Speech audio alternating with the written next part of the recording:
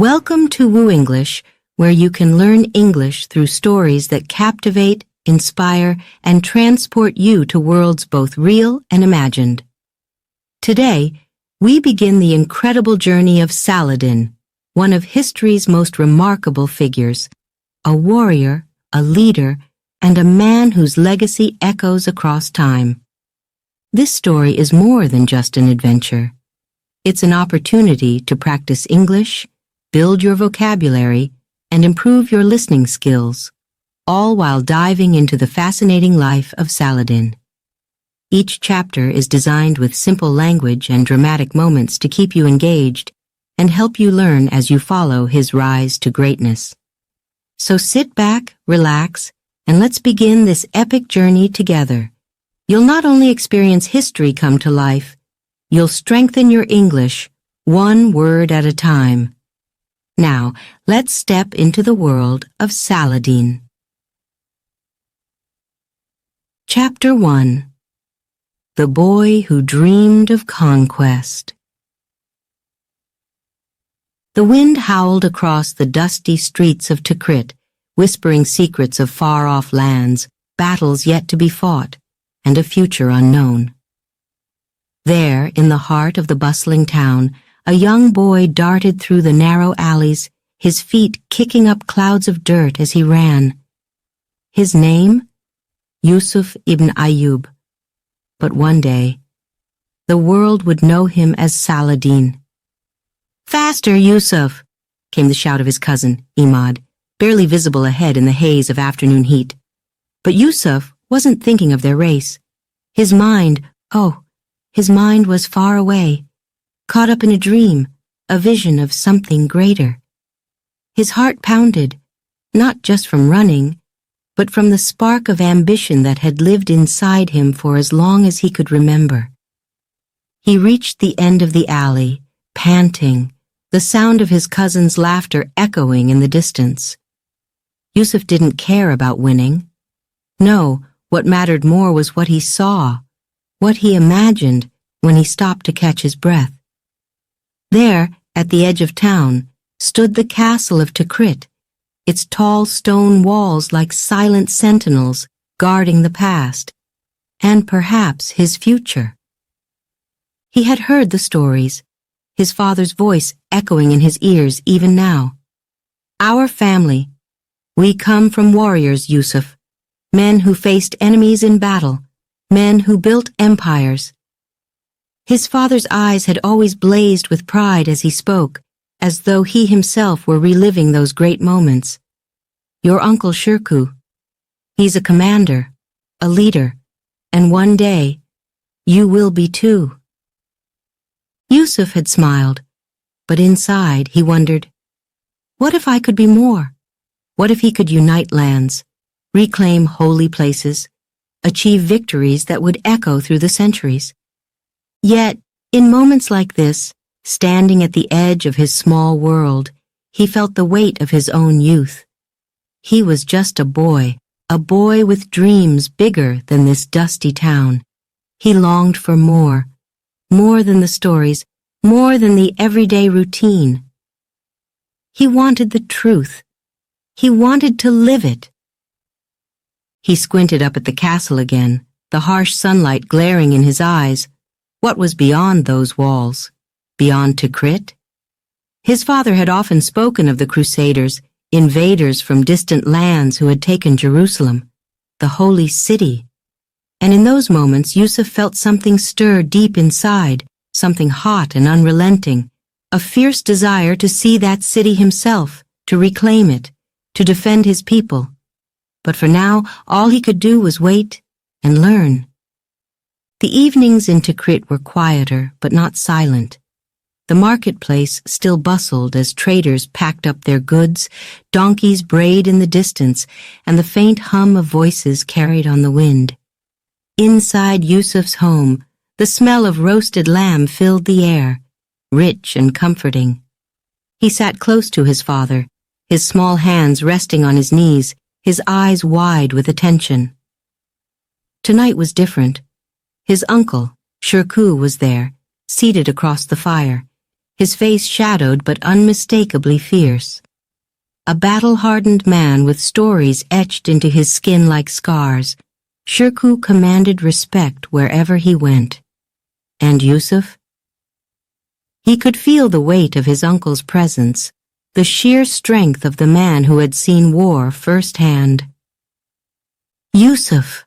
Shirkuh's voice was rough, like the desert wind.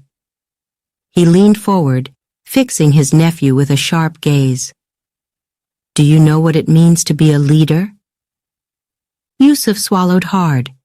He knew what was expected of him, to listen, to learn. It means to be strong, he said slowly, to guide others, to protect them. Shirkuh nodded, but there was a glint in his eye, a challenge. Yes, but it also means sacrifice. It means to carry the burden of others' lives and to make choices no one else can. Are you ready for that? Yusuf hesitated. Was he ready? Could he, a boy from a small town, truly bear such weight? His heart raced again, not from fear, but from excitement. He didn't know if he was ready, but he wanted to be. He needed to be. I will be, he said, his voice firmer this time. Shirkuh studied him for a moment longer before a smile tugged at the corner of his mouth. Good, he said, because the time will come, Yusuf, sooner than you think. Yusuf's mind swirled with possibilities as his uncle and father continued to talk deep into the night.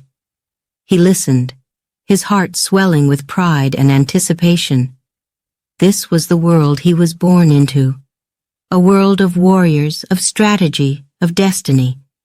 And soon, it would be his world too. Days passed, then weeks, then months. Yusuf trained every day, learning the art of the sword, the bow, the spear. His muscles ached, his hands blistered, but he pushed through the pain. There was something driving him, something far more powerful than the commands of his teachers. Ambition. It was in his every move, every strike. He wasn't just practicing for battle, he was preparing for his future. Each time his sword clanged against his opponents, each time he parried and struck, he imagined himself on the battlefield, leading armies, facing enemies not just with strength, but with cunning, with wisdom. And as he grew older, the whispers around him began to change. No longer was he just Yusuf, no longer just the boy. His teachers saw it, his father saw it, even Shirkuh, the hardened commander, saw it. This boy, they would murmur, he's not like the others. Yusuf felt it too, the shift, the change in the air around him. He wasn't a child anymore. He was becoming something else, something stronger, something destined for greatness. But with that came pressure, expectation, the heavy burden of leadership. Would he rise to the challenge? One evening, as the sun dipped below the horizon, casting the sky in hues of red and gold, Yusuf stood alone on a hill outside Tikrit. The wind brushed through his hair, cooling the sweat from his day of training. He looked out over the land, this land that had raised him, shaped him. But soon, it would no longer be enough.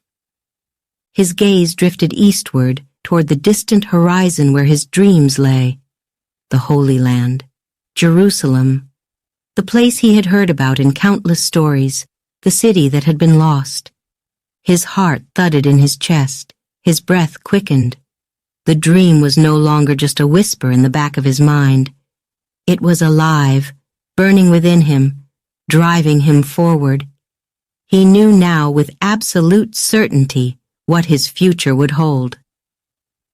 Someday, he whispered to the wind, I will reclaim it. And with that, young Yusuf ibn Ayyub, The boy who had once run through the dusty streets of Tikrit turned his back on the past and set his sights on the future. Chapter 2. Whispers of War. Shadows of the Future. The night was still, yet filled with an air of unease, the kind of unease that slithers into a young man's heart, wrapping itself tight, never letting go. Above, the stars blinked down, indifferent to the storm brewing in the world below. For Yusuf, now older, no longer the wide-eyed boy from Tikrit, the whispers of war had grown louder, louder than ever before. Inside his family's tent, the fire crackled and popped, casting flickering shadows on the faces around him. His uncle, Shirkuh, sat across the flames, his voice a low growl as he spoke of the latest battles, the latest losses. The Crusaders. They had taken Jerusalem. Jerusalem!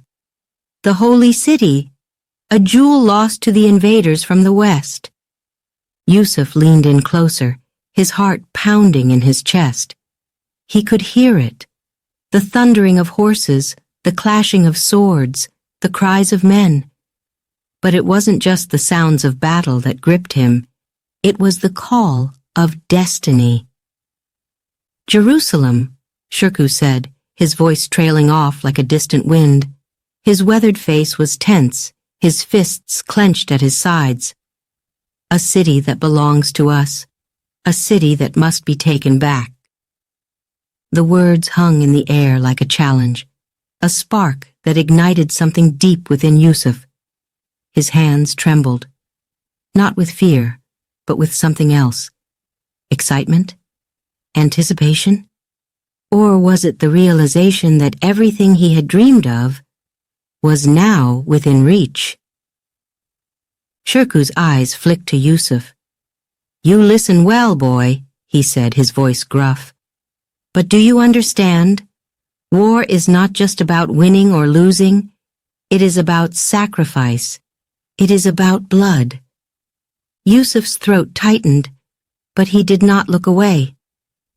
"I understand, Uncle," he said, his voice steady despite the emotions swirling inside him. But did he truly understand? Could anyone really understand the horrors of war without experiencing them? Yusuf wasn't sure, but he wanted to understand. He wanted to feel it, live it, conquer it. The next morning, the camp was alive with movement. Soldiers sharpening their blades, men speaking in low, urgent tones. The tension in the air was thick enough to taste. Yusuf watched them, his heart racing. He had trained for this, long hours spent mastering the sword, the spear, the bow. But training was one thing, war was another. Shirkuh stood beside him, his hand resting on Yusuf's shoulder. "This will be your first campaign," he said, his voice softer now, almost tender. "Are you ready?" Yusuf looked up at his uncle, the man who had taught him so much, who had shown him the ways of war. He nodded, though the tightness in his chest did not ease. "I am ready," he said, though his mind echoed with 1,000 thoughts. Could he really be ready? Was anyone ever truly ready for war? But there was no turning back. The call had come. The time was now. As they marched across the desert, the heat was relentless. The sun beat down on them without mercy. And yet, Yusuf's mind was far from the discomfort. His thoughts were consumed by the stories he had heard growing up, the tales of conquest, of battles won and lost, of the great city of Jerusalem. Jerusalem. The very word seemed to pulse with life, with importance. He could almost see it in the distance, the city of stone and spirit, shining under the same sun that now scorched his skin.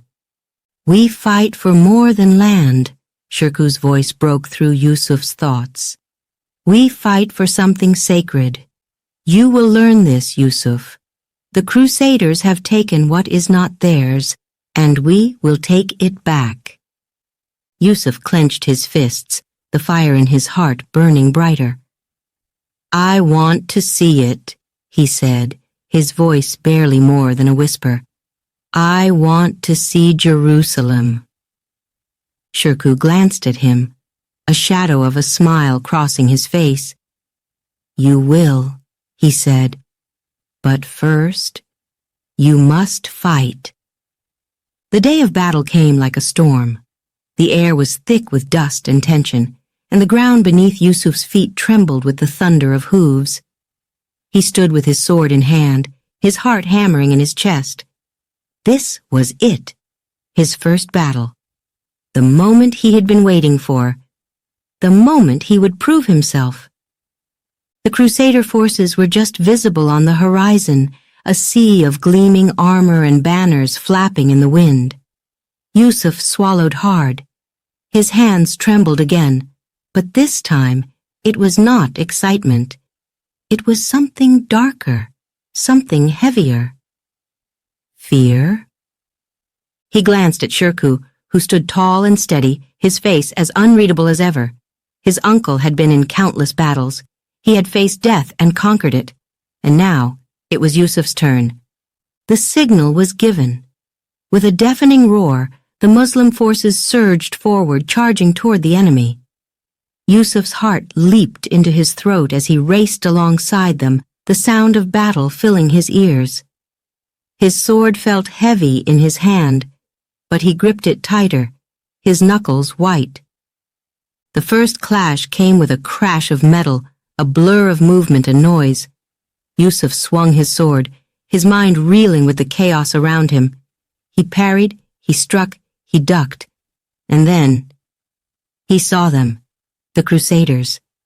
Their eyes locked, and for a brief moment, the world seemed to slow. Yusuf felt the weight of centuries on his shoulders, the weight of history itself. With a shout, he lunged forward, his sword meeting the Crusader's shield with a resounding clang. Sparks flew, and Yusuf's arms ached with the force of the blow. But he didn't stop. He couldn't stop. His training took over, his movements becoming instinctual, automatic. Every strike, every block, every breath. It was as if he had been preparing for this moment his entire life. And then, it was over. The Crusader fell, his armor clattering to the ground. Yusuf stood over him, his chest heaving, his sword still clenched in his trembling hand. He had done it. He had fought. He had survived. That night, as the camp settled and the fires burned low, Yusuf sat alone, staring into the flames. The adrenaline had faded, leaving behind a strange emptiness. He had imagined this moment so many times, but now that it had come, it felt different. The glory of battle, the thrill of victory, it was all there. But so was the blood, the death, the loss. Shirkuh joined him by the fire, his eyes hard, but his voice soft. This is war, Yusuf. It is not always glorious, but it is necessary. Yusuf nodded, though his mind was still racing. He had won his first battle. But at what cost? And yet, deep inside, that fire still burned. The whispers of war had called to him, and he had answered. But now, new whispers filled his mind. Whispers of destiny, of Jerusalem, of something far greater than any single battle. As the night stretched on, Yusuf's hands stopped trembling. He was no longer a boy dreaming of conquest. He was a warrior, and his journey had only just begun. Chapter 3. Into the Fire, the First Battle. The air was thick, heavy with anticipation. Overhead, the sky darkened, the sun slipping behind the horizon as if hiding from the storm of violence that was about to unfold. Saladin stood among the soldiers, his breath quick and shallow. His heart pounded in his chest, faster and faster, louder than the drum beats echoing in the distance. This was it, his first real battle. The moment he had trained for, dreamed of, feared. Around him the men shifted, their eyes fixed ahead, their faces hard, unreadable. Some whispered prayers, others gripped their weapons tighter, knuckles white with tension. But Saladin? He stood still, his sword at his side, his heart racing not just with fear, but something else. Something deep, something primal. Was it excitement? A sudden horn blared, breaking the silence like a crack of thunder. The enemy appeared on the horizon, a swarm of crusaders, their armor glinting in the fading light. Saladin's breath hitched in his throat. They were so close now. His grip tightened around his sword, his palms slick with sweat. "Steady!" His uncle Shirku's voice boomed over the chaos, steady and strong. "Steady!" The line of soldiers surged forward, the ground trembling beneath their feet. Saladin moved with them, but his mind was a whirlwind, spinning with the noise of clashing metal and war cries. His heartbeat quickened. His steps felt heavier with each second, as if the weight of his sword and shield were pulling him down into the very earth. Suddenly, the front lines collided, metal against metal, shield against shield. The sound of swords clashing rang out, high and sharp, like the cry of a hawk. Men grunted, screamed, fell. Saladin's eyes widened as chaos erupted around him. The world blurred, faces, weapons, the sky overhead. He swung his sword, blocking an enemy's strike, but the force sent a jolt through his arm. He stumbled, his breath knocked from his chest. Was this it? Had he already failed? Another strike came. Saladin barely parried in time. His sword clanged against the enemy's blade, his knees buckling. He stepped back, gasping for breath. His mind screamed at him to fight, to move, to survive. But his body froze. For a moment it all seemed hopeless. The battle swirled around him, a storm of death and destruction, and Saladin, young, untested, felt small, too small. The screams of wounded men, the clang of weapons, the roar of soldiers filled his ears. He blinked, trying to focus, trying to block out the noise, but his legs refused to move. Was this how it ended? Would the battlefield claim him before his journey had truly begun? Then, something shifted. A crusader charged toward him, his sword raised high. Time seemed to slow as the figure loomed closer, the blade glinting in the dying light. Saladin's heart thundered in his chest. This was it. He had to act, or fall. And in that moment, something inside him snapped. With a roar, Saladin raised his sword, meeting the crusader's strike with all his strength. Metal clashed with a deafening ring. His arm ached with the force of it, but he didn't falter this time. He gritted his teeth, his muscles burning with the effort as he pushed the crusader back. And for the first time, he felt it, that spark, that fire. It roared to life inside him, fueling his every move, sharpening his focus. He wanted to win. He needed to win. Saladin struck again, his sword slashing through the air. His movements were no longer clumsy, no longer uncertain. He fought with precision, with purpose. The crusader staggered back, eyes wide with surprise. Saladin's heart raced, not with fear, but with power. This was what he had trained for. This was what he was born to do. With a final strike, the crusader fell, his sword slipping from his grasp, his body crumpling to the ground. Saladin stood over him, breathless, his chest heaving. Blood stained his blade. His hands trembled, but this time, it wasn't from fear. He had done it. He had survived. but there was no time to rest. The battle raged on around him, and Saladin was far from finished. He pushed forward, his sword cutting through the chaos, his mind sharp and clear. The enemy came at him from all sides, shouts, strikes, steel flashing in the dim light. But Saladin met each one with a fierce determination, his movements fluid and fierce. With each swing of his sword, he felt that hunger growing, that need for victory. The fear that had once gripped him was gone, replaced by something far more powerful. Resolve. He would not fall today. He could not fall today.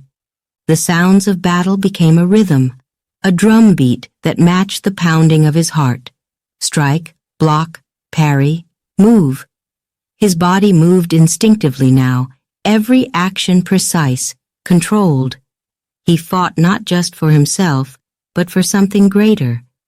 The dream of Jerusalem, the weight of his family's legacy, it all pressed on him, but instead of crushing him, it lifted him.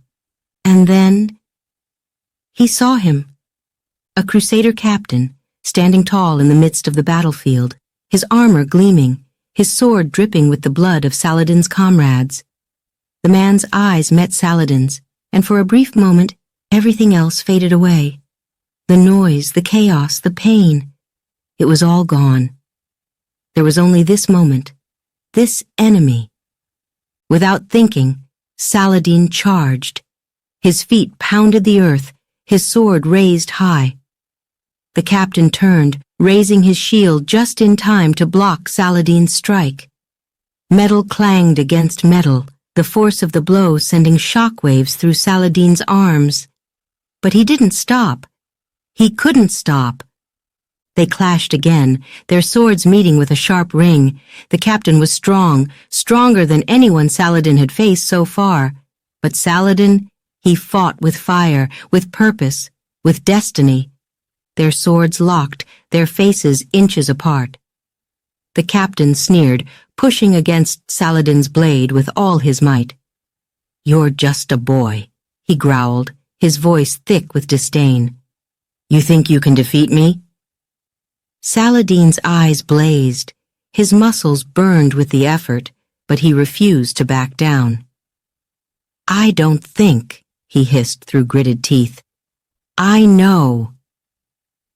With a surge of strength, Saladin twisted his sword, breaking free from the captain's hold. He spun, his blade flashing through the air, and struck. The captain staggered, a gasp escaping his lips as the sword found its mark. He fell to his knees, his eyes wide with shock. Saladin stood over him, his chest heaving, his sword dripping with blood. He had done it. He had won. But as he looked down at the fallen enemy, a strange feeling washed over him. Victory, yes, but also something else, something heavier. As the battle began to quiet, the sound of retreating crusaders fading into the distance, Saladin stood in the middle of the battlefield, his sword still in hand, his body trembling with exhaustion. The sky had darkened completely now, the stars appearing one by one, watching silently from above. Saladin looked around at the fallen men, friend and foe alike, the weight of what had happened settling on his shoulders. He had survived. But war was not just about surviving. It was about sacrifice, about loss. And as Saladin stood there, his chest heaving, his hands still trembling, he realized that this was only the beginning. The fire inside him still burned, hotter than ever. He had tasted victory, but he craved more. The road ahead would be long, difficult, but he would walk it. He would fight it. Because now Saladin knew his destiny was far greater than any one battle. Chapter 4. Rise of the Lion, the Making of a Leader. The air still buzzed with the energy of battle. Victory. It clung to the men like the scent of sweat and blood, an intoxicating mixture that left them dizzy with pride. But for Saladin, it was different. The thrill of the fight still pulsed in his veins, but it wasn't just about triumph anymore. It was about something more, something deeper. As he stood on the battlefield, surrounded by fallen enemies and the quiet murmurs of his own soldiers, Saladin felt it. That pull, that shift. The world was changing, and so was he. The whispers began immediately after the battle. "Did you see him?" they said. "The young lion. He fights like he's been in 100 wars." Word spread quickly through the ranks of Saladin's courage, his strength, his sharp mind in the heat of chaos. His name traveled faster than the wind, carried from tent to tent, soldier to soldier, until even the highest commanders knew who he was. And that's when they came for him. It was late in the evening when Saladin was summoned to the commander's tent. The camp was quiet, the fires burning low, casting flickering shadows on the ground. Saladin's heart raced as he approached the tent. This was it. The moment he had waited for. The moment he would prove himself not just as a soldier, but as a leader. Inside the tent, the air was thick with the smell of incense and the soft murmurs of powerful men. His uncle Shirkuh was there, seated at the head of the group, his eyes sharp as always, watching, judging. But there were others, men Saladin had only heard about in whispers, generals, advisors, leaders who could change the course of a war with a single word. Saladin entered, his chest tight with anticipation. He felt their eyes on him, weighing him, testing him. His heart pounded in his chest, but he stood tall, his face calm, his mind clear. This was no longer the boy who trembled at the sight of his first enemy. This was a man who had tasted victory and craved more. Shirkuh spoke first, his voice rough but filled with pride. "This is the young lion I spoke of, the one who fights not with fear, but with fire." His gaze met Saladin's, and for the first time, his uncle's eyes softened, just a little. "He is ready." The men exchanged glances, nodding slowly, murmuring their approval. But one of them, a tall man with a scar across his cheek, leaned forward, his eyes narrowing. "Ready for what, exactly?" he asked, his voice low and skeptical. "To lead men? To make decisions that could cost lives? War is more than just swinging a sword, boy. Can you handle the weight of leadership?" Saladin's breath caught in his throat. This was it. His moment to prove himself. He could feel the tension in the air, thick like the desert heat, pressing down on him. But he did not falter. He met the man's gaze, his voice steady. "I understand the weight of leadership," he said. "It's not just about winning battles. It's about protecting those who fight with you, guiding them, even when the path is unclear. I've seen what war does to men, and I know what it means to lead." The tent fell silent, the words hanging in the air. Saladin's heart pounded, but he held his ground, refusing to show any sign of doubt. Inside, his mind raced. Was that enough? Had he convinced them?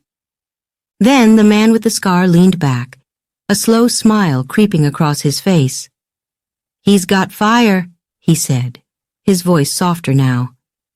"And maybe that's what we need." Shirkuh nodded, his eyes gleaming with pride. "He's more than ready." The days that followed were a whirlwind. Saladin was given more responsibility, more men to command, more decisions to make. At first, the weight of it all was overwhelming. Every choice felt like it carried the weight of 1,000 lives. One wrong move, and everything could fall apart. But Saladin thrived under the pressure. His mind, sharp as a blade, seemed to cut through the chaos of war like nothing else. He saw the battlefield differently than the others. He saw not just the soldiers and the weapons, but the strategy, the patterns, the ways in which small movements could shift the entire course of a fight. And soon, others began to see it too. His men, once unsure of their young leader, began to trust him. They followed him not just out of duty, but out of belief. They saw the calm in his eyes, the confidence in his voice, and they knew they were in the hands of someone who would not lead them astray. But with power came danger. Not everyone was pleased with Saladin's rise. Whispers of envy, of jealousy, began to creep through the camp. Old commanders, men who had fought for years, watched with narrowed eyes as this young upstart took the spotlight. They questioned his loyalty, his motives. Was he truly fighting for the cause or for his own glory? Saladin felt the tension growing, a storm brewing just beneath the surface. He knew that one wrong move could bring everything crashing down. But he also knew that he could not back down. Not now. Not when the path to greatness was finally within his reach. One night, as the camp slept, Saladin stood alone on a hill overlooking the tents. The stars glittered overhead, cold and distant. His heart was heavy, his mind filled with the weight of responsibility. The battles ahead would be fierce, the enemies even fiercer. And within his own ranks, he knew that not everyone stood with him. But then he remembered the taste of victory, the roar of the battlefield, the feeling of triumph surging through his veins. He remembered the men who had followed him, trusted him, and most of all, he remembered why he fought. For his people, for his family, for something far greater than himself. The fire inside him, that had sparked in his first battle, burned brighter than ever.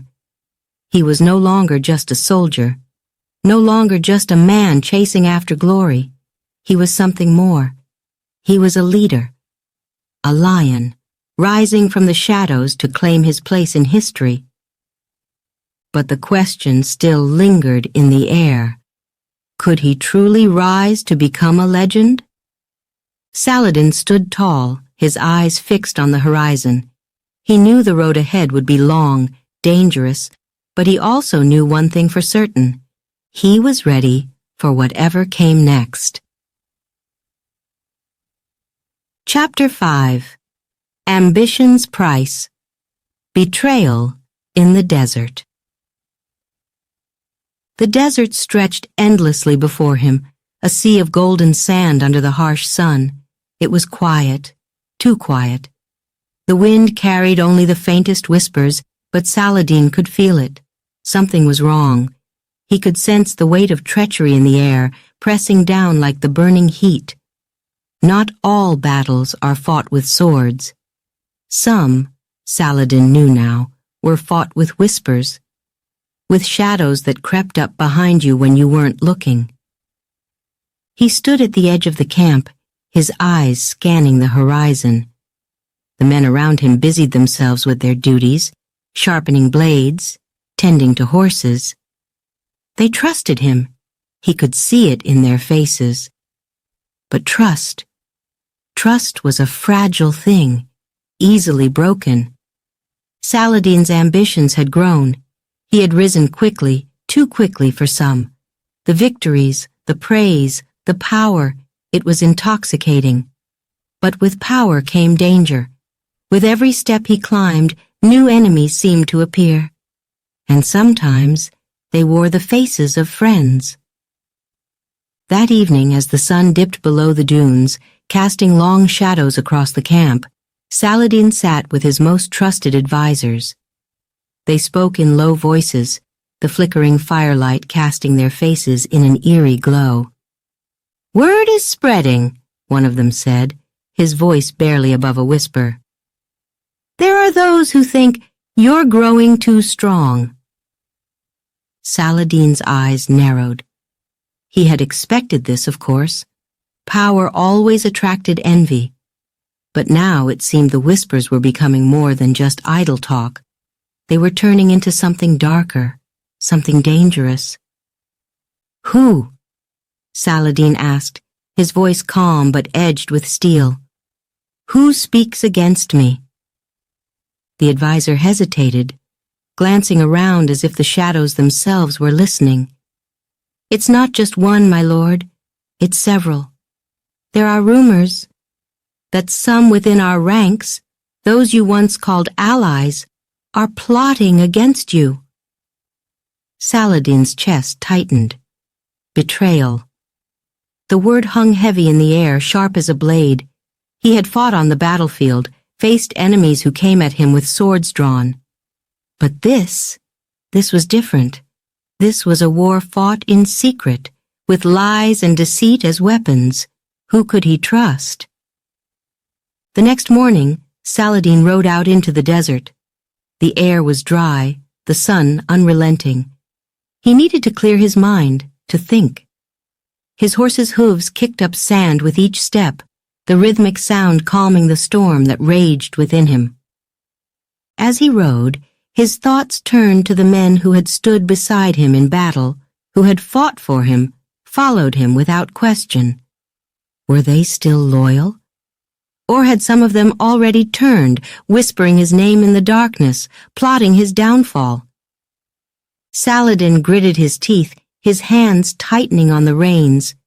He had come too far, fought too hard, to be undone by betrayal now.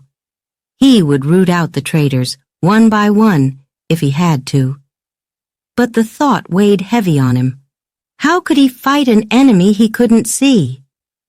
The desert wind picked up, blowing sand in swirling patterns around him. It seemed to echo his thoughts, carrying with it the secrets of those who plotted in silence. Saladin knew he couldn't afford to trust blindly anymore. But doubt could be a poison, just as deadly as betrayal. That night, the winds howled through the camp, carrying with them the uneasy tension that had settled like a shroud over the men. Saladin lay awake in his tent, his mind racing. Every sound seemed louder in the stillness, the rustle of fabric, the distant murmur of voices, the faint clinking of armor. Who could it be, he wondered, his eyes staring up at the dark canvas above him. He thought of the men he had fought beside, the ones who had bled for him, who had stood with him in the heat of battle. Had ambition poisoned their hearts too? Could they really be plotting against him now? Suddenly, a noise outside his tent snapped him from his thoughts. Footsteps, quiet, cautious. His hand instinctively moved to the hilt of his sword, his muscles tense. He listened, every fiber of his being alert. The footsteps stopped just outside the tent flap. There was a pause, and then the soft rustle of someone entering. Saladin's heart raced, but he remained still, waiting. "Saladin," a voice whispered in the darkness. Saladin sat up, his sword drawn in an instant. "Who's there?" A figure stepped into the faint light, hands raised in surrender. It was one of his most trusted captains, a man who had fought beside him for years. Saladin's grip on his sword loosened slightly, but he did not lower it. "What are you doing here?" Saladin asked, his voice cold. The captain looked around nervously before speaking. "I came to warn you. There are men close to you, who are planning to betray you. Tonight." Saladin's eyes narrowed. His heart pounded in his chest, a mixture of anger and fear coursing through him. Tonight. "Who?" he demanded, his voice low and dangerous. "Tell me who they are." The captain hesitated, his eyes flickering with uncertainty. I don't know all of them," he admitted. But I heard talk.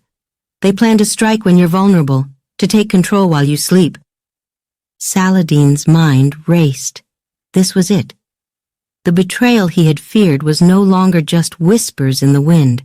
It was real, and it was happening now. Saladin acted swiftly. Within moments, his closest loyal soldiers were at his side, ready for whatever was to come. They moved through the camp like shadows, eyes scanning every face, every corner. Saladin's heart raced as they searched, but there was no sign of an attack. Not yet. The night stretched on, tense and quiet, as if the desert itself was holding its breath. Saladin could feel the danger lurking just beneath the surface, waiting to strike. He didn't know who he could trust anymore, but he knew one thing for certain. He would not go down without a fight. As dawn approached, the camp remained eerily silent. Saladin stood at the edge, his sword in hand, his eyes scanning the horizon. Had the traitors abandoned their plan? Or were they still out there, waiting for the perfect moment to strike? The uncertainty gnawed at him, but he couldn't let it show. He was a leader now, and leaders did not falter, even when the ground beneath them threatened to give way. As the first light of day crept over the dunes, Saladin's heart began to calm. The immediate threat had passed. For now. But he knew this was only the beginning. The price of ambition was high, and betrayal was its cruelest cost. Saladin turned toward the camp, his eyes hard with resolve. The traitors had not yet shown themselves, but he would be ready when they did. And when that time came, he would face them not as the boy who once trembled on the battlefield, but as a leader, a lion. One who had learned the hardest lesson of all. Not all enemies wear the face of strangers. Chapter 6. The Siege of Cairo, Will of a Warrior. Cairo, the jewel of Egypt. Its ancient walls stood tall, majestic, almost defiant under the blazing sun. The city's minarets reached toward the heavens, as if whispering secrets to the desert winds. Saladin gazed upon it, his heart pounding with both anticipation and unease. This city, this fortress, was the key to power in Egypt, a prize that could not be ignored. But claiming it, that would be a different story. Saladin stood at the head of his army, the air thick with heat and tension. Sweat dripped down his brow, stinging his eyes, but he did not flinch. His men looked to him, trusting, waiting, ready. They had fought many battles beside him, but Cairo was different.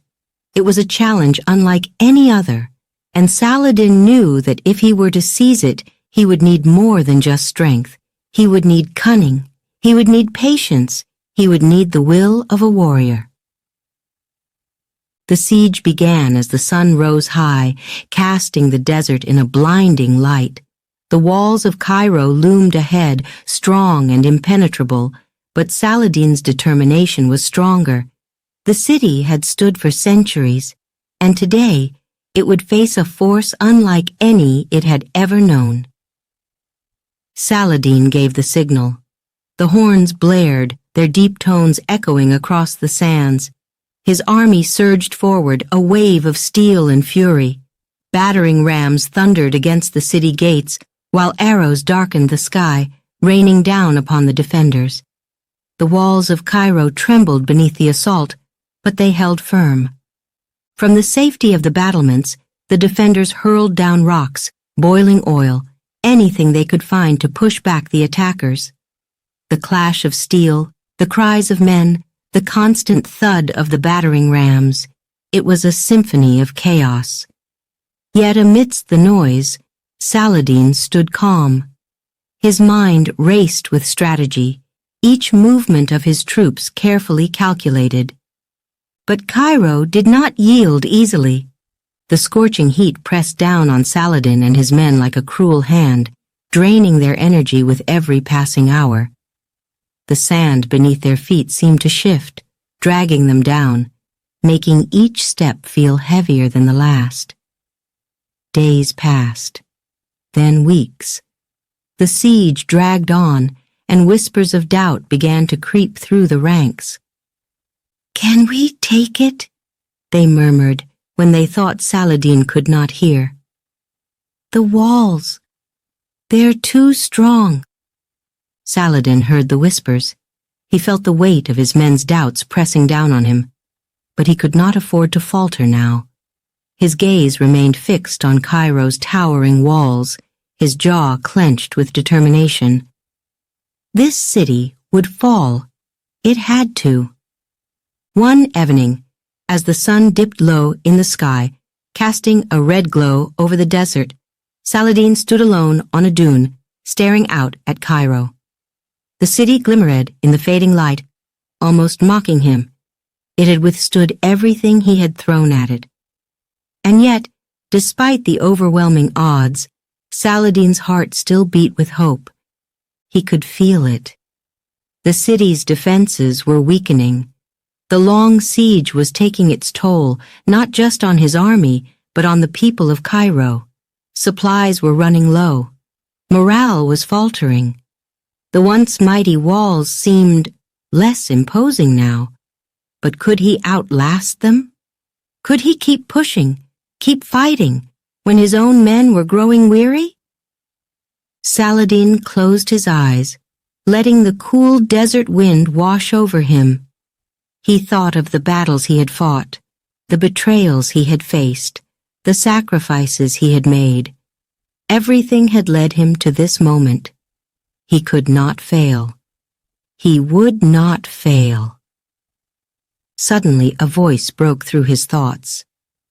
"My lord," it was one of his commanders, breathless and urgent. "There's news from inside the city." Saladin turned sharply, his eyes narrowing. "What news?" The commander hesitated, his face grim. "There are rumors, factions within the city. The people are divided. Some want to surrender, others refuse to yield." Saladin's heart leaped, divided. This was his chance. If the people of Cairo were already turning against one another, then perhaps, just perhaps, he could win this siege without breaking down the walls. Perhaps he could conquer the city with strategy rather than sheer force. The next day, Saladin sent emissaries to the city gates. Their message was simple: surrender, and you will be spared. Refuse, and you will face annihilation. The hours stretched on in agonizing silence. His men watched the city with bated breath, their hearts pounding with hope and fear. Would Cairo yield, or would the battle drag on with more bloodshed, more death? Finally, as the sun hung low in the sky, the city gates creaked open. A small group of leaders emerged, their faces weary and drawn. They approached Saladin's camp slowly, the weight of their decision heavy on their shoulders. Saladin stood tall as they neared, his eyes locked on theirs. He could see the fear in their eyes, the uncertainty. Cairo was on the brink of collapse, and they knew it.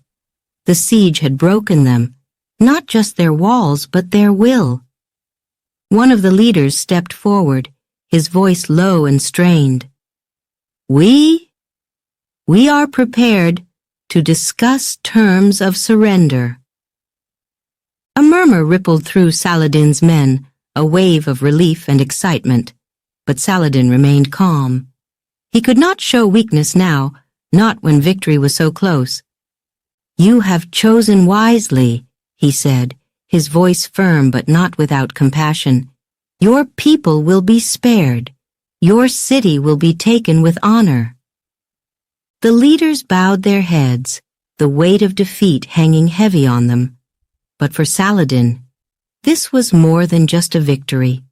It was a moment of triumph, not just for his army, but for his own willpower. He had conquered not only Cairo, but his own doubts, his own fears. As night fell and the fires of celebration lit up the camp, Saladin stood once more on the dune, looking out over the city. Cairo, the jewel of Egypt, was his. But as the cheers of his men echoed behind him, Saladin's thoughts were not on the victory itself, but on the battles still to come. This was just the beginning. The road ahead would be long, fraught with danger and betrayal. But Saladin's heart was steady, his resolve stronger than ever. He had proven, not just to his men, but to himself, that he could lead, that he could conquer. The will of a warrior burned in his chest, brighter and fiercer than ever. He turned back to his men, his face set with determination. Egypt was his now, but his gaze, his ambitions, were set on a far greater prize. Jerusalem awaits. Chapter 7. Crowned by victory, haunted by sacrifice. Victory, at last. The air was thick with the scent of triumph, but also something heavier. The sound of celebration echoed through the streets of Cairo. The city that had once stood as an impenetrable fortress was now Saladin's. The jewel of Egypt had fallen into his hands, and with it, a crown, a symbol of power, authority, and destiny. Saladin stood at the highest tower, looking out over the Nile. The river stretched endlessly, its waters reflecting the soft glow of the moon. It was a moment of triumph, of pride. Egypt was his. But as the cool night air brushed his skin, the weight of the crown on his head pressed down like a burden he had not fully anticipated. Was this what I wanted? The question lingered, gnawing at him, even as cheers and shouts of victory echoed from below. His people rejoiced, his men sang of his greatness. And yet, Saladin's heart was heavy. The taste of victory was bittersweet. For every city conquered there was a cost. For every victory, a sacrifice. Saladin's mind drifted back to the battles that had brought him here. The siege of Cairo had been grueling, the constant tension, the long days under the scorching sun, the endless nights wondering if they would break through, and then the final moments when the gates had opened, when Cairo had finally yielded. He should have felt nothing but pride. But all he could think about were the lives that had been lost along the way. His soldiers, his brothers in arms. So many had fallen in the heat of battle, their blood soaking into the sand. Faces flashed through his mind, friends, comrades, men who had trusted him to lead them to glory. And now, they were gone. The city was his, but what price had been paid? Saladin clenched his fists, his knuckles turning white. He had always known that leadership would come with sacrifice, but he had never imagined how deep that sacrifice would cut. The weight of those lives pressed down on him, mingling with the weight of the crown. Was this the cost of ambition? The Nile flowed quietly beneath him, a peaceful contrast to the turmoil inside his heart. As a young boy, Saladin had dreamed of conquest. He had imagined himself a great leader, a warrior who would unite the lands, reclaim Jerusalem, and bring honor to his people. And now, standing as the ruler of Egypt, those dreams were becoming reality. But the dreams had never shown him the pain that came with them. For every step he took toward his destiny, something was lost. His innocence, his peace of mind, the belief that victory was pure. Saladin's eyes closed, the sounds of the river lulling him into a momentary calm. But the calm did not last. His mind was haunted by the sacrifices he had made, the lives he had led into battle. The weight of responsibility hung heavy on his shoulders. As a leader, He had to carry it all.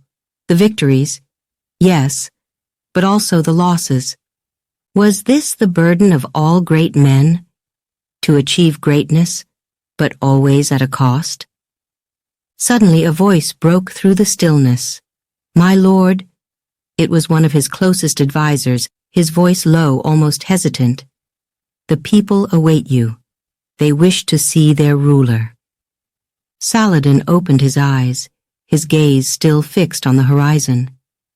The people, they had cheered him as their savior, as the man who had brought Egypt under Muslim control. They saw him as a hero.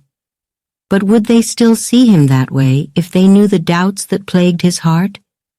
The sacrifices that haunted his every step? "I will go," Saladin said, his voice steady, though his heart trembled beneath the calm. "In a moment." The advisor bowed and left him alone once more, alone with his thoughts, with his crown, with the silence of the Nile. Saladin took a deep breath, trying to steady himself. He had to be strong. For them, for his people, for the men who had died believing in him. But how could he balance the weight of his own soul with the needs of an entire nation? As the night wore on, Saladin finally descended from the tower. The streets of Cairo were alive with celebration. Banners fluttered in the warm breeze, and the people sang songs of victory. Children ran through the streets, their laughter filling the air. For them, the war was over. For them, Saladin had brought peace. But even in the midst of this joy, Saladin could not escape the shadows that clung to him. He passed by a group of soldiers, their faces filled with pride and exhaustion. They had fought valiantly for him. Many had lost friends, brothers, fathers, but they stood tall, their loyalty unwavering. One of the men stepped forward, his eyes shining with gratitude. "My lord," he said, his voice choked with emotion, "we owe everything to you." Saladin smiled, but the smile did not reach his eyes. He nodded, placing a hand on the man's shoulder. "We have won," he said softly, "but never forget the price we paid." The soldier's smile faltered for a moment, but he nodded solemnly, understanding the weight of his leader's words. Saladin continued walking, the crown on his head feeling heavier with each step. The cheers of the people followed him, but they felt distant, almost hollow. He had won Egypt. He had secured his place as its ruler. But what had he lost in the process? That night, as the city slept and the fires burned low, Saladin stood once more by the Nile, staring out at the dark water. The quiet hum of the river was the only sound that reached him now. The celebrations had faded, the people had gone to their beds, and for the first time since his victory, Saladin was truly alone. He removed the crown from his head, holding it in his hands. The metal was cool against his skin, but its weight was unbearable. Was this crown worth the lives of the men who had followed him? Was it worth the sacrifices he had made? Saladin's eyes clouded with emotion. The path ahead was clear, more battles, more victories, more sacrifices. But tonight, in this moment of silence, the price of his ambition felt almost too great to bear. He lifted his gaze to the stars, his heart heavy. Egypt was his, the crown was his, but so too were the ghosts of those he had lost along the way. "Is this what I truly wanted?" he whispered to the night, the Nile flowing endlessly before him. And in the quiet, no answer came. Chapter 8. The Call of Jerusalem, a Dream of Unity. The air was heavy with the scent of incense, the quiet murmur of voices drifting through the halls. Saladin stood alone, gazing out from the palace window, his mind far away. The sun hung low on the horizon, casting the land in a golden glow. But his thoughts were elsewhere. Across the sea, to Jerusalem. Jerusalem, the holy city. His heart stirred with the mere thought of it. A city revered by Muslims, Christians, and Jews alike. A city that had been under Crusader control for too long. Saladin had heard the whispers, tales of the Crusaders' iron grip, of the suffering of his people, of the sacred land held captive. And now, those whispers had grown louder, like the beating of war drums in his soul. Could it be? Was this his true calling?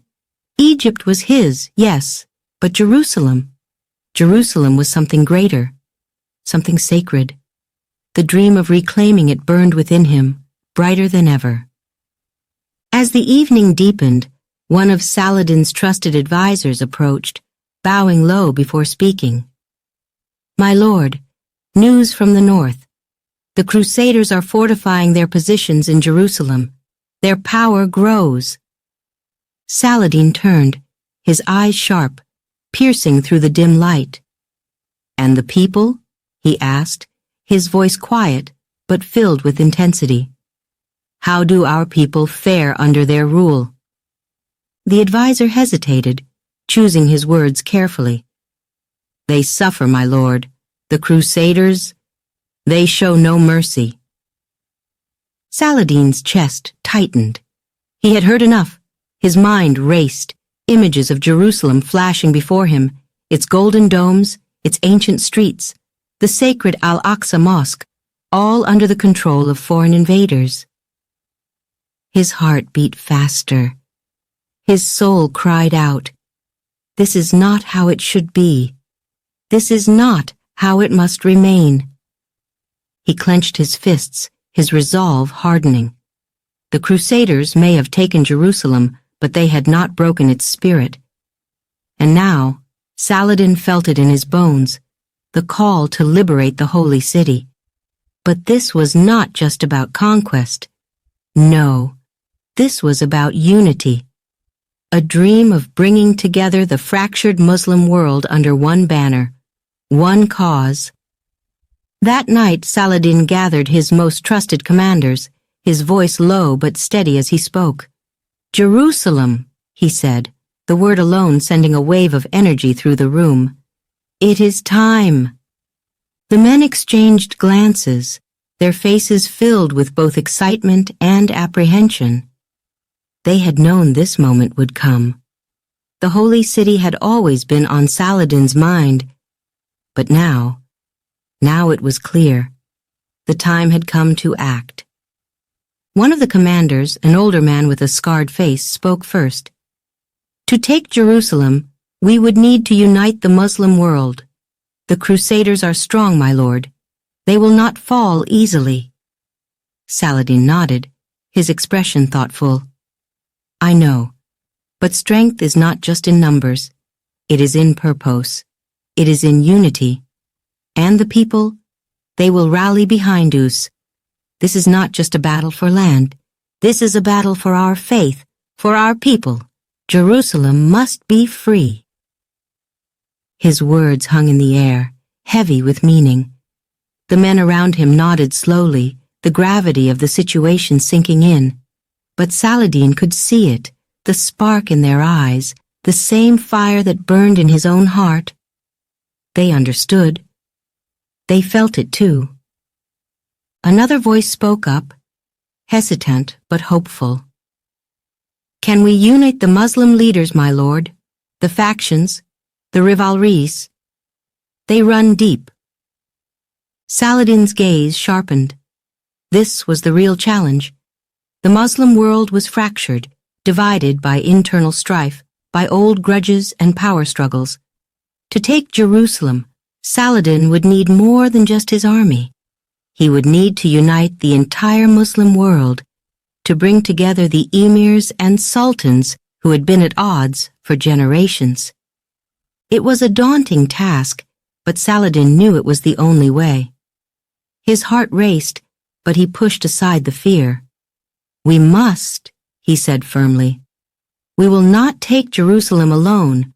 We will take it together. We will unite the Muslim world under one banner. And when we march to the holy city, we will march as one." His voice grew stronger with each word, his conviction spreading like wildfire through the room. The commanders nodded, their doubts beginning to fade. They could see it now, the vision, the dream. It wasn't just Saladin's dream. It was a dream for all of them, for their people, for their future. Days turned into weeks as Saladin sent emissaries across the Muslim world, reaching out to leaders, to warriors, to scholars. His message was clear: unity. Together they could reclaim Jerusalem. Together they could stand against the Crusaders and take back what was rightfully theirs. But it wasn't easy. The rivalries were deep, the mistrust between factions long-standing. Some leaders balked at the idea of joining forces, unwilling to put aside their own ambitions for the greater good. Others doubted Saladin's ability to lead such a vast coalition. And yet, Saladin persisted. He spoke with passion, with clarity, with a vision that stirred the hearts of those who listened. He traveled from city to city, meeting with rulers, persuading them, convincing them that this was not just about power. It was about faith, about honor, about destiny. Slowly but surely, the tide began to turn. One by one, leaders pledged their allegiance to Saladin's cause.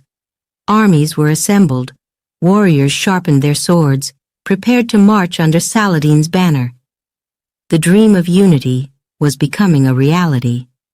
As the sun set on another day of preparation, Saladin stood once more by the river, gazing out at the horizon. His heart was full, but his mind still raced. The path ahead was clear, but it was not without danger. The Crusaders would not yield easily. Blood would be spilled. Lives would be lost. But Saladin knew this was his calling, his destiny. The dream of reclaiming Jerusalem had burned in his heart for as long as he could remember, and now, with the Muslim world rallying behind him, the dream was within reach. He closed his eyes, the sounds of the river and the wind filling his ears. He thought of the boy he had once been, dreaming of conquest, of greatness. And now, here he was, standing on the edge of history.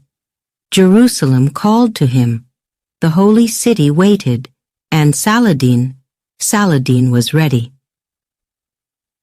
With the Muslim world united and the armies prepared, Saladin's heart beat with purpose. The dream burned brighter than ever. He knew his path. But now the question remained: would the world follow? Jerusalem was within his grasp. Chapter 9. Crusaders at the Gates. A battle for the ages. The sun. It burned fiercely overhead, its unforgiving heat scorching the dry plains of Hattin. Dust swirled in the wind, mixing with the smell of sweat, steel, and tension. Across the fields, two mighty armies stood poised, ready, waiting. On one side, the Crusaders, their banners flying high, their armor gleaming in the harsh sunlight. On the other, Saladin's forces, silent but resolute, eyes fixed on the enemy. Saladin sat on his horse at the front of his army, his gaze steady, his heart pounding. This was it, the moment he had waited for, the moment history would remember. The fate of Jerusalem hung in the balance. The Crusaders had come to break him, to crush his dream, to keep the holy city in their iron grip. But Saladin, he was ready. He had united the Muslim world for this very day. He had sharpened his mind and honed his strategies, and now there was no turning back. The Crusaders were close, too close. The ground beneath them shook with the weight of their horses, their war cries rising like a storm. Their king, Guy of Lusignan, rode at their head, determined to smash Saladin's forces and hold on to Jerusalem. But Saladin was no longer the boy who had once dreamt of conquest. He was now a leader, a commander, a lion ready to strike. "Hold the line," Saladin murmured to himself, his voice steady but low, the words meant only for him. His soldiers gripped their weapons tighter, their knuckles white, their eyes filled with resolve. They trusted him. They had to. This was more than just a battle. It was a fight for everything they believed in, for their land, their faith, their future. And then, the Crusaders charged. The ground shook as the Crusader cavalry thundered forward, a wall of steel and horseflesh barreling toward Saladin's ranks. The clattering of hooves, the roar of the Crusaders, it filled the air like the roar of 1,000 storms. Saladin raised his sword high, the sun glinting off its edge, and gave the command, "Now!" With a deafening cry, his army surged forward. Swords clashed, shields splintered, and the battlefield erupted into chaos. The Crusaders crashed into Saladin's forces with brutal force, their heavy cavalry plowing through the front lines. But Saladin's soldiers, disciplined and well-prepared, held firm. Their spears bristled like a wall of thorns, their shields locked tight. Saladin's heart raced as he watched the battle unfold before him. His commanders barked orders, their voices barely heard over the clash of steel and the screams of men. Dust clouded the air, making it hard to see, hard to breathe. But through the chaos, Saladin could feel it, the rhythm of the battle. He had learned to read the battlefield like a master tactician, to see not just the men fighting, but the patterns of movement, the ebb and flow of the fight. He saw the Crusaders pushing forward, relentless, but their horses, they were slowing. The sun, merciless and scorching, was beginning to take its toll. Saladin had planned for this. The heat, the exhaustion, it would be his ally today. His men had water. The Crusaders did not. "Patience," Saladin whispered, his eyes sharp as they scanned the battlefield. "Let them come." The Crusaders pressed harder, their knights cutting through Saladin's lines, but they were tiring. Saladin watched them closely, his pulse quickening. He knew the moment was near, the moment when they would falter. His heart pounded in his chest, every muscle in his body coiled, waiting for the right time to strike. And then he saw it. A crack in the Crusaders' formation, a moment of hesitation, of weakness. "Now!" Saladin's voice rang out like a thunderclap, and his soldiers moved as one. His cavalry, waiting patiently at the flanks, surged forward, sweeping around the Crusaders like a tidal wave. The Muslim archers, positioned on the hills, unleashed a barrage of arrows, raining death upon the enemy. The Crusaders, caught between exhaustion and the relentless assault, began to falter. Their knights, once so strong, now struggled under the weight of their armor, their horses stumbling in the heat. Saladin's men pushed harder, their war cries echoing across the battlefield. The tide was turning. Saladin's heart raced as he rode forward into the fray, his sword flashing in the sun, cutting through the chaos. He was no longer just a commander watching from the distance. He was in the battle, his presence electrifying his troops, driving them forward. With each strike of his blade, with every command shouted over the noise, Saladin felt the weight of history pressing down on him. This battle, this moment, would be remembered for centuries. Every decision he made, every move his soldiers took, would shape the future of Jerusalem. Suddenly, a shout rose from the Crusader ranks. Saladin turned, his eyes narrowing as he spotted their king, Guy of Lusignan, in the midst of the battle. The Crusader king was surrounded, his forces crumbling around him. This was it, the final blow. If Saladin could capture him, the Crusader army would break. Saladin spurred his horse forward, charging toward the heart of the battle. His soldiers followed, cutting a path through the Crusaders like a blade through water. Guy of Lusignan's knights fought desperately to hold the line, but Saladin's forces were relentless. He could feel the momentum, the energy of victory building. And then, with one final surge, it happened. Guy of Lusignan was captured. The Crusader army, leaderless and broken, began to crumble. Panic spread through their ranks as they realized the battle was lost. One by one they fell, their will to fight shattered. Saladin stood tall in the saddle, his chest heaving, his sword still dripping with the blood of the battle.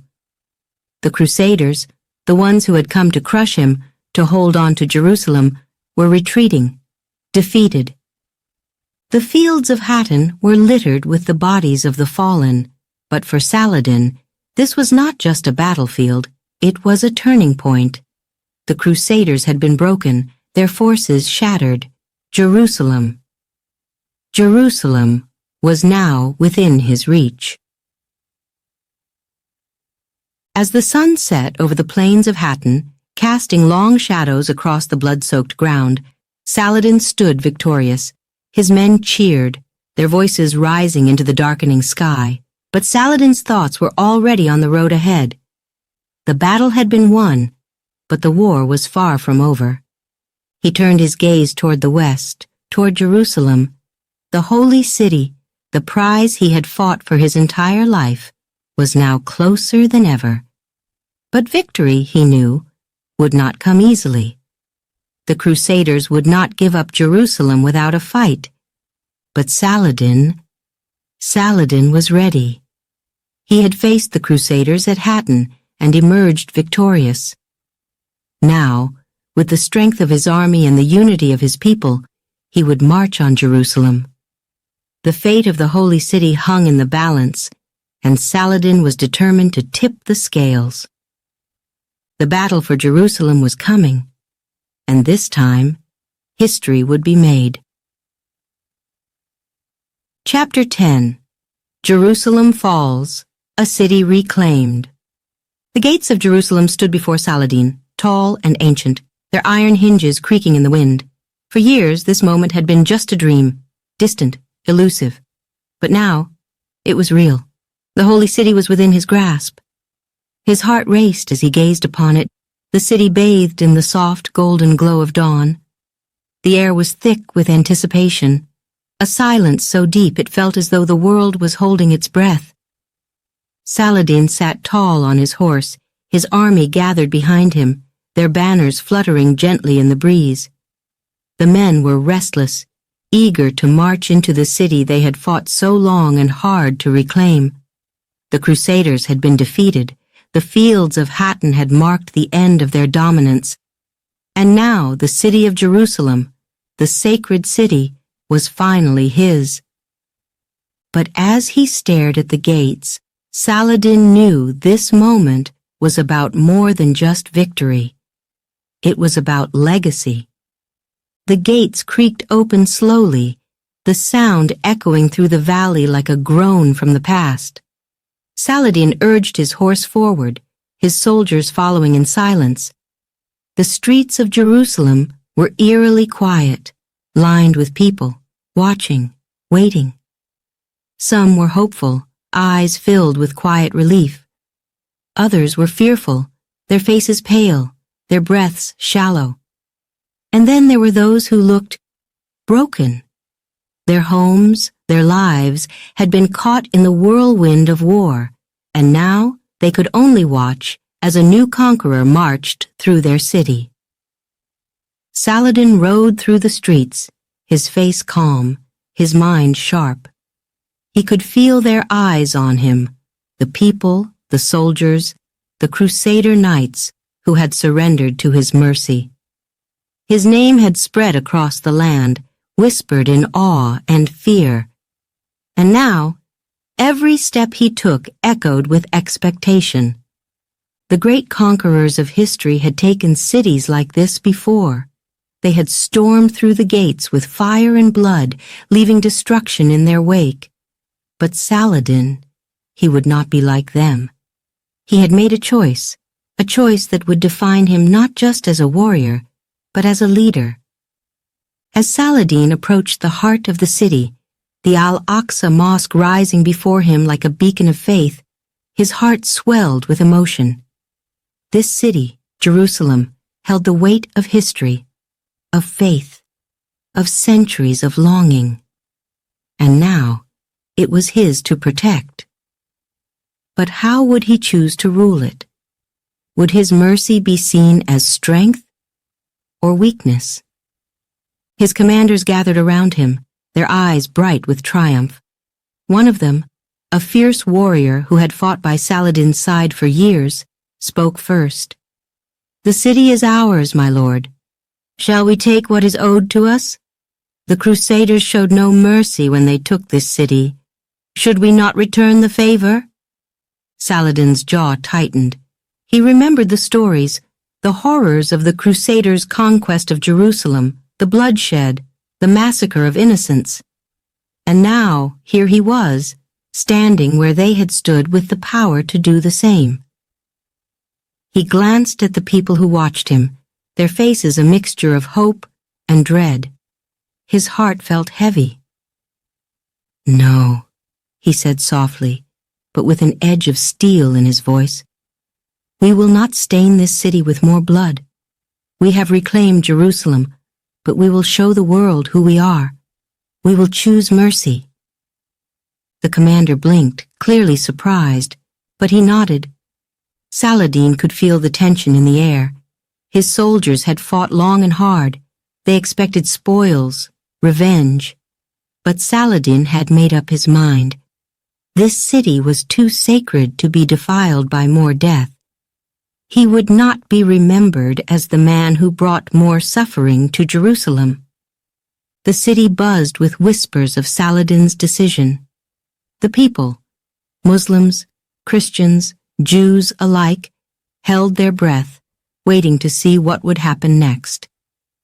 Word spread quickly that Saladin had chosen mercy, that he would spare the lives of the Crusaders and the people who had taken refuge within the city walls. In the Crusader quarter, where fear had gripped the hearts of the remaining knights and citizens, the news hit like a shockwave. They had expected the worst, but now they stood in stunned silence, unsure of what to make of this conqueror who offered them their lives. Saladin walked through the streets, his commanders at his side, his eyes scanning the faces of the people.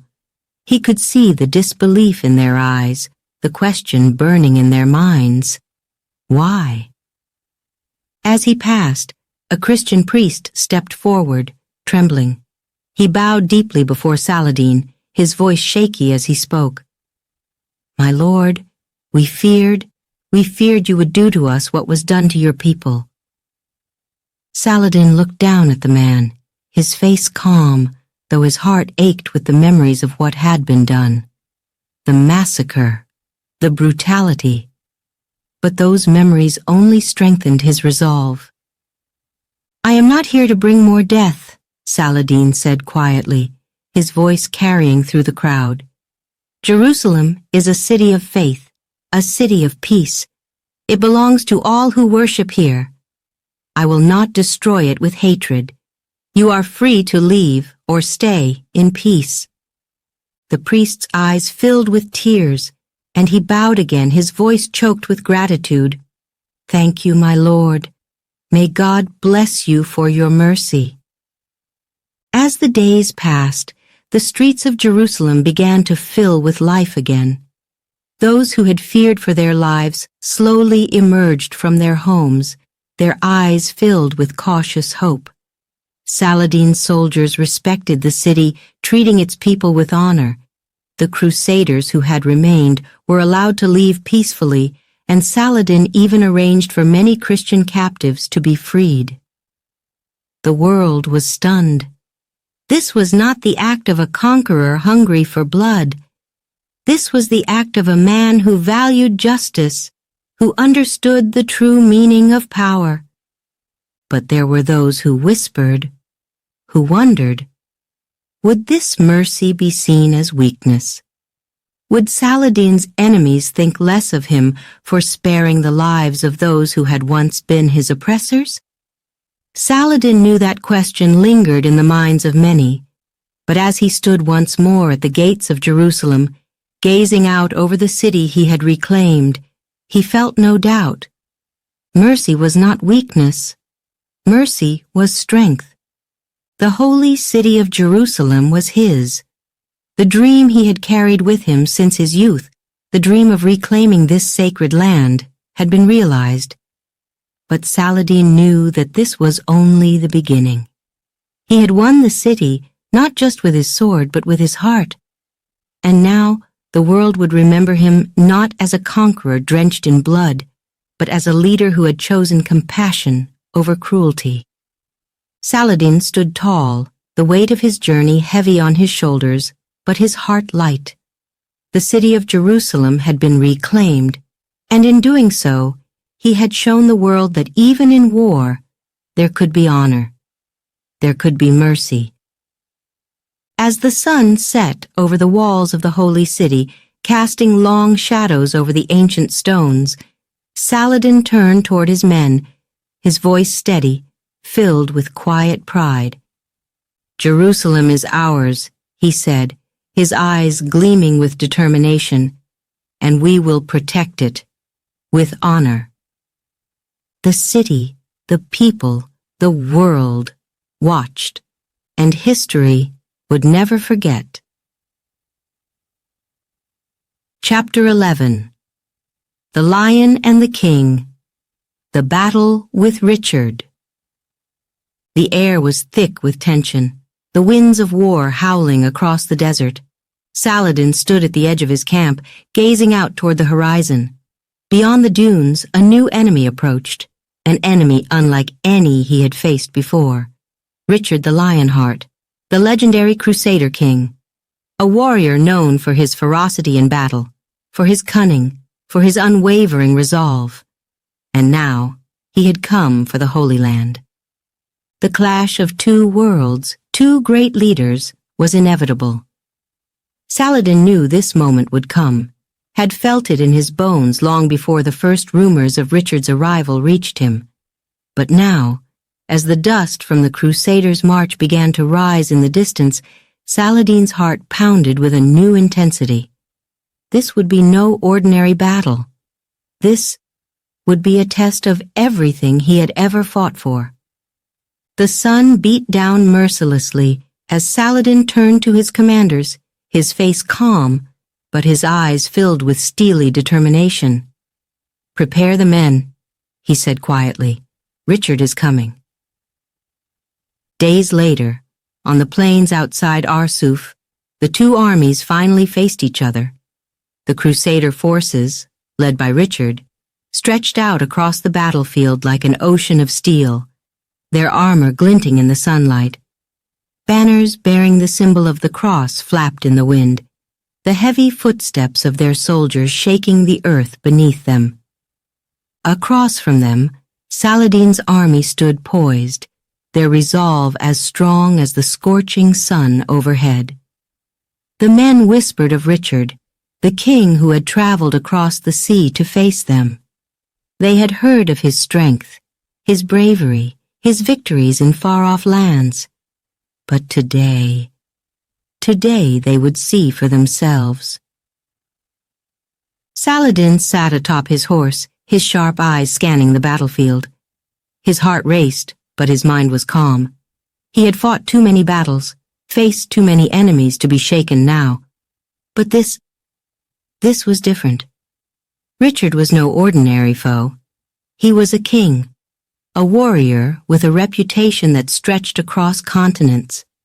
This would be a battle of minds, as much as it would be a battle of swords. The sound of a horn echoed across the plains, signaling the start of the battle. Richard's forces surged forward, a wave of knights and infantry, their war cries filling the air. Saladin's cavalry responded in kind, sweeping out from the flanks like a whirlwind, their hooves thundering across the sand. The two armies clashed with a deafening roar, swords striking against shields, spears piercing armor. The battlefield erupted into chaos. Saladin's heart pounded in his chest as he watched the battle unfold.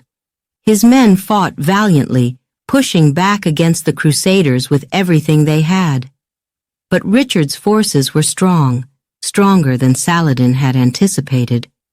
The Crusader king himself rode at the front of his army, his sword cutting through the air with deadly precision, his presence electrifying his troops. Wherever Richard went, his men followed with renewed energy, their confidence bolstered by their leader's unshakable will. From atop his horse, Saladin's eyes never left Richard. He could feel the weight of the Crusader king's presence, the pressure of their inevitable clash building with every passing moment. This battle wasn't just about land or power. It was about pride, about who would emerge as the true protector of the Holy Land. The heat of the battle grew fiercer with each passing minute. Saladin's cavalry swept in again and again, their arrows darkening the sky, striking down Crusader knights with deadly accuracy. But Richard's knights were relentless, their heavy armor and disciplined formations making them a formidable force. Saladin could see the weariness in his men's eyes, the exhaustion from fighting under the brutal sun. But they held their ground, spurred on by Saladin's presence, by the knowledge that this battle could change the course of history. Suddenly, a break in the Crusader lines appeared. Saladin seized the opportunity. With a cry, he urged his horse forward, leading his cavalry in a thundering charge. His sword flashed in the sunlight as he plunged into the heart of the Crusader army, his men following close behind. The impact was devastating.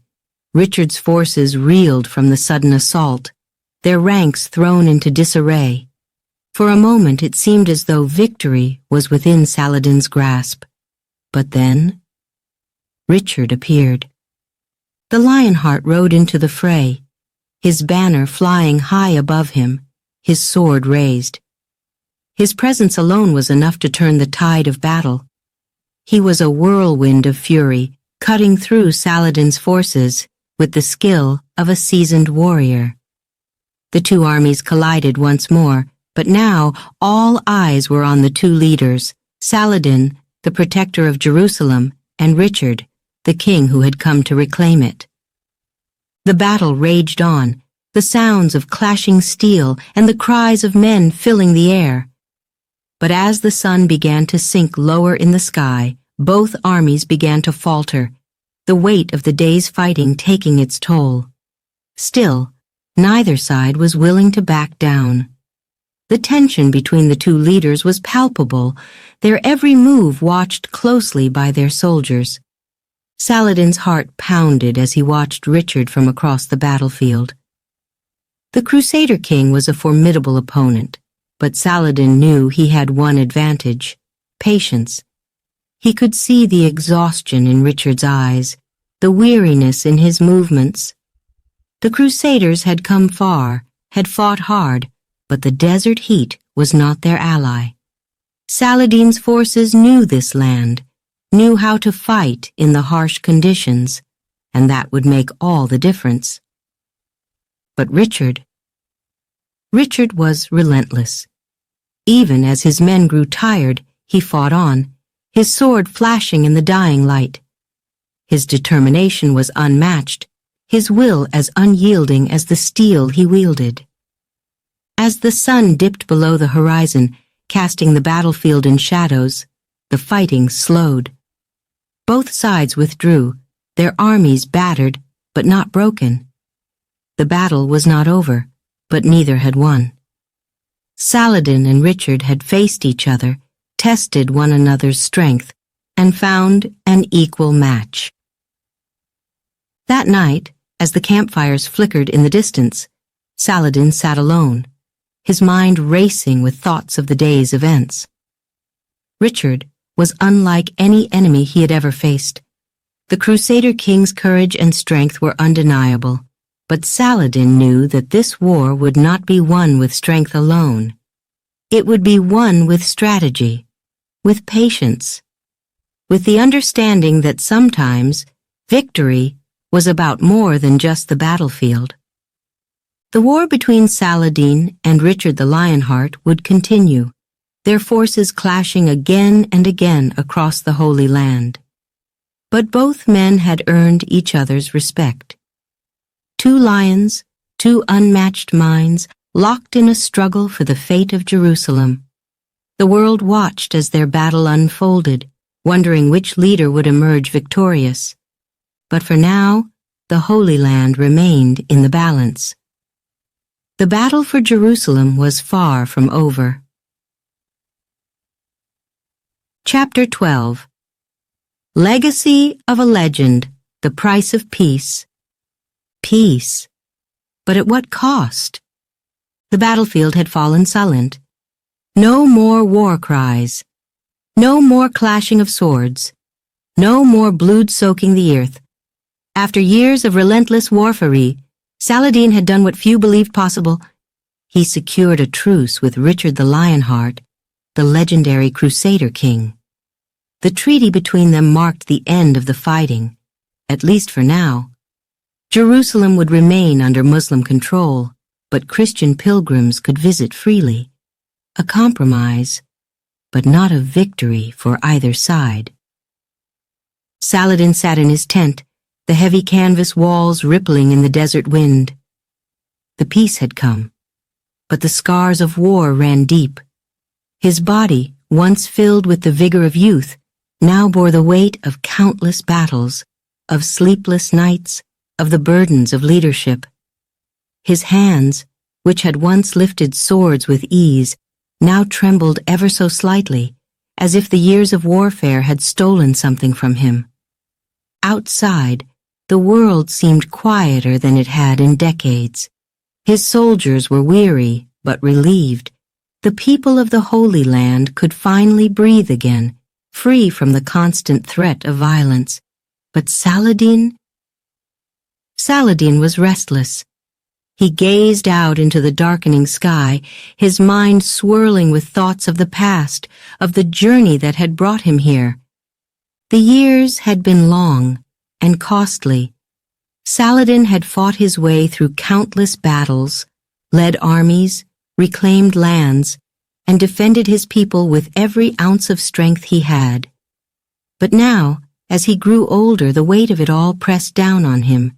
He thought of the men who had followed him, who had trusted him with their lives, so many of them gone, their faces lingering in his memory like shadows. Was this peace worth the price they had paid? His heart ached with the losses he had endured, his brothers in arms, his commanders, his friends, even his enemies. They had all been part of this story, woven into the fabric of his life. He had fought for justice, for faith, for his people. But in the end, what had it all cost him? What had it cost the world? Saladin closed his eyes, his mind drifting back to his youth, to the days when he was just a boy in Tikrit, dreaming of conquest. Back then, everything had seemed so clear. The path before him had been filled with possibilities, with promises of glory. He had envisioned himself as a great warrior, a leader who would unite the Muslim world and bring peace to the Holy Land. But now, standing at the end of that path, he could see the truth more clearly. The victories he had won were not without sacrifice. Every battle had taken something from him, chipped away at his spirit, until all that was left was a man who had seen too much, who had lost too much. His name would echo through history. Of that, he was certain. But what would that name represent? A conqueror? A peacemaker? A man who fought for justice? Or a man who was shaped by war? The truce with Richard had been hard-earned, a delicate balance of power, faith, and politics. The Lionheart had proven himself a worthy adversary, and though the two men had fought on opposite sides, Saladin could not help but respect him. They were, in many ways, two sides of the same coin, both warriors, both leaders, both driven by a vision that extended far beyond the battlefield. But even as peace settled over the land, Saladin knew it was fragile. Peace was always fragile. The Holy Land was a place of deep divisions, of clashing faiths and competing interests. The truce with Richard would hold for now, but how long before another wave of crusaders crossed the sea? How long before the fires of war were ignited once again? The fight for justice, for peace, never truly ended. It was a battle that lived on in the hearts of men, passed down from generation to generation. And Saladin, though weary, knew that his part in that battle would continue, even after he was gone. His legacy, his choices, would ripple through history, shaping the future of the Holy Land and beyond. Saladin rose from his seat and walked to the edge of the tent, his gaze falling on the camp that stretched out before him. His men, his loyal soldiers, the ones who had fought beside him through the darkest days, were gathered around small fires, their faces tired but content. They had won a moment of peace, and for them that was enough. They had earned it. But for Saladin, peace came with a heavy heart. He thought of Jerusalem, the city he had fought so hard to reclaim. It was still under his control, a symbol of everything he had strived for. But he knew that Jerusalem was more than a city. It was a dream, a hope, a promise of something greater. And that promise was far from fulfilled. As the night deepened, Saladin found himself thinking of the future, of the generations that would come after him, of the leaders who would rise to take his place. Would they continue the fight for justice, for peace? Or would they fall into the same traps, the same cycles of violence and revenge that had plagued the Holy Land for centuries? He could not know. He could only hope. His eyes drifted to the stars above, glittering like distant memories in the vastness of the sky. They reminded him of his own journey, of the countless nights he had spent under this same sky, wondering what the future would hold. And now, as he neared the end of that journey, he knew that his legacy was not in the battles he had fought, but in the peace he had sought. Saladin's name would live on. The world would remember him as a warrior, a leader, a man who had reclaimed Jerusalem and brought together the Muslim world in a time of chaos. But more than that, they would remember his mercy, his compassion, his willingness to spare even his enemies. But as he stood there, alone with his thoughts, Saladin knew one simple truth. Peace, true peace, was never guaranteed. It was something you fought for, bled for, sacrificed for. And even then, it could slip through your fingers like sand. The price of peace, Saladin realized, was eternal vigilance. And that, perhaps, was his greatest lesson of all. As the stars twinkled above him, Saladin smiled faintly, his heart heavy yet full. His journey was nearly over, but the legacy of that journey, the fight for peace, for justice, would live on. The Holy Land would endure, and so in some way would he.